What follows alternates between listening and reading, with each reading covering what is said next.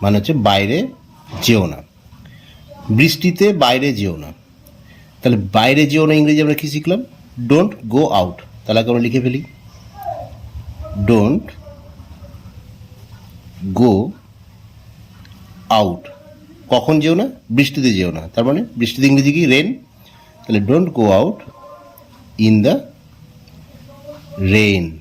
বৃষ্টিতে বাইরে যেও না। ঠান্ডায় বাইরে যেও না। তাহলে লিখে ফেলি আগে, বাইরে যেও না, ডোন্ট গো আউট। কখন? ঠান্ডায়, ইন দ্য কোল্ড। কুয়াশায় বাইরে যেও না, বাইরে যেও না, ডোন্ট গো আউট। কুয়াশা ইংরেজি কি? ফগ। তাহলে ইন দ্য ফগ। রাতে বাইরে যেও না, বাইরে যেও না, ডোন্ট গো আউট। রাতে ইংরেজি কী হবে? নাইট। তাহলে at night, don't go out at night.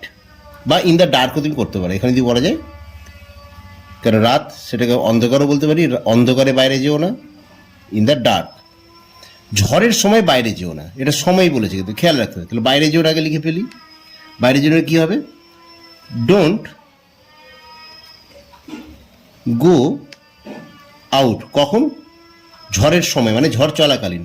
তাহলে ডোন্ট গো আউট ডিউরিং, সময় চলাকালীন আমরা কি বলি? During the storm. স্টর্ম মানে হচ্ছে ঝড়। একা একা বাইরে যেও না। তাহলে এখানে কি লিখব? Don't go out alone.